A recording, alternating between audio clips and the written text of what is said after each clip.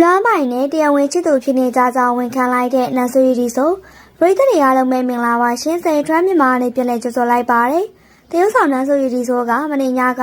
ကျမပြုလုပ်ခဲ့တဲ့ဖော်လကလာပွဲမှာချစ်သူနဲ့အတူတယောက်ခဲ့တာလည်းဖြစ်ပါတယ်အဆိုပါပွဲမှာဆူရခဲ့တဲ့ဝိုင်းစုခိုင်သိန်းနဲ့လွမ်းပိုင်အောင်ဂုဏ်ပြုစကားပြောရင်းလွမ်းပိုင်နဲ့သူမကချစ်သူတွေဆိုတာဝန်ခံလာခဲ့တာလည်းဖြစ်ပါတယ်ဝါစုခိုင်တိုင်းကတော့သူမရဲ့အချစ်ဆုံးသူငယ်ချင်းဖြစ်တာကြောင့်ဆူရရဲ့ပေါ်မှာဂုဏ်ပြုခဲ့ပြီးလွမ်းမိုင်ရဲ့အတွက်ဂုဏ်ယူစကားကိုတော့ My Love လို့သုံးနှုန်းလိုက်တာကြောင့်သူတို့နှစ်ဦးဟာတရားဝင်ချစ်သူဖြစ်နေကြကြောင်းနောက်ဆုံးမှထုတ်ပေါ်လာခဲ့တာလည်းဖြစ်ပါတယ်ရှင်။ရန်နာဘိုကသူ့ရည်စားမဟုတ်ကြောင်းအပြည့်ညင်လိုက်လို့ဝေဖန်ခံနေရတဲ့ရှိန်တင်သူပရိသတ်တွေအားလုံးပဲမင်္ဂလာပါရှင်။ဆယ်လီထရမြန်မာနဲ့ပြန်လည်ကြိုဆိုလိုက်ပါတယ်။ကိုယ့်ရဲ့ချစ်သူကိုတာမုံမထားဘူးဆိုပြီးတော့လူမှုကွန်ရက်စာမျက်နှာပေါ်တွေမှာပရိသတ်တွေရဲ့ပြပြင်းထန်ထန်ဝေဖန်မှုတွေကိုခံနေရတာကတော့လက်ရှိမှာပရိသတ်တွေအားပေးမှုအခိုင်အမာရရှိနေတဲ့တရုတ်ဆောင်မင်းသားရှိန်နေသူပဲဖြစ်ပါတယ်။အားလုံးသိကြတဲ့အတိုင်းပဲရန်နာပိုနဲ့ရှိန်နေသူတို့ဆိုတာကဆက်လံတွဲတော်များများမှာအတူတွဲဖက်တရုတ်ဆောင်ခဲ့ကြပြီးတော့သူတို့နှစ်ယောက်ရဲ့ပုံစံလေးတွေက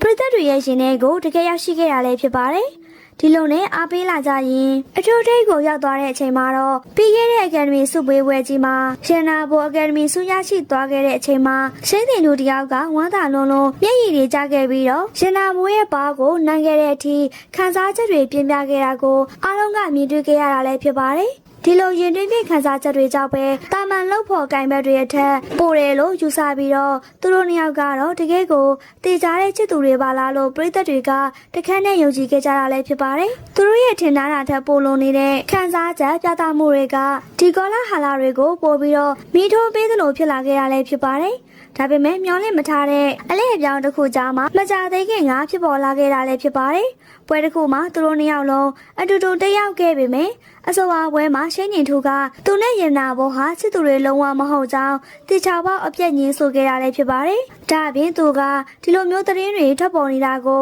သဘောမကျကြောင်းနဲ့ပူပွေလင်းလင်းပြောဆိုလာခဲ့တာလည်းဖြစ်ပါတယ်။သူအနေနဲ့လောလောဆယ်မှာတရုတ်ဆောင်လောက်ကိုပဲအပြေးဝအာယုံစိုက်ထားပြီးတော့စီနီယာအနုပညာရှင်တွေဖြစ်တဲ့ကိုကျော်ထအောင်နဲ့မရနာဘိုရိုစီကအနုပညာရပ်တွေကိုတင်ယူလေ့လာနေတော့မယ်လို့ရှင်းလင်းစွာပြောသားခဲ့တာလည်းဖြစ်ပါတယ်။သူတို့နှစ်ယောက်ဟာအတူတူအချိန်ဖြုံးလေးရှိတဲ့ရင်းနှီးတဲ့သူငယ်ချင်းတွေသာဖြစ်ပြီးတော့ဒါဟာသူရဲ့တရုတ်ဆောင်စွမ်းရည်ကိုတိုးတက်ဖို့အတွက်အထောက်အကူဖြစ်စေတယ်လို့အခိုင်အမာဖြေရှင်းသွားခဲ့တာလည်းဖြစ်ပါတယ်။ချိန်နေထိုးကသူ့ရဲ့ကိုယ်ပိုင်ဘဝကိုတည်တံ့ထားခြင်းပြီးတော့လူမှုကွန်ရက်မှာထုတ်မပြခြင်းဘူးလို့လည်းဆိုခဲ့တာလည်းဖြစ်ပါတယ်ရှင်။ဒီလိုအပြတ်အသတ်ညှင်းဆိုလိုက်တဲ့နောက်ွယ်မှာယုံကြည်ထားခဲ့တဲ့ပရိသတ်တွေကဇဝေဇဝါဖြစ်သွားကြရုံတည်းမကပဲအများစုကရှိန်နေထိုးကိုယောက်ျားလေးတစ်ယောက်ဖြစ်ပြီးပွင့်လင်းမှုမရှိဘူး။ကိုချစ်သူကိုအသေးမှမပြုတ်ဘူးဆိုပြီးတော့ပြပြင်းထန်ထန်ဝေဖန်မှုတွေဖြစ်လာခဲ့တာလည်းဖြစ်ပါတယ်။ဒီကိစ္စနဲ့ပတ်သက်ပြီးတော့ပရိသတ်တွေကြားထဲမှာတာမန်ဝေဖန်မှုတွေထက်ပိုနဲ့နေတဲ့သုံးသပ်ချက်တွေအမျိုးမျိုးလဲထုတ်ပေါ်လာခဲ့ရလည်းဖြစ်ပါတယ်။တချို့သောပရိသတ်တွေကဒီလိုညင်းဆိုရတာက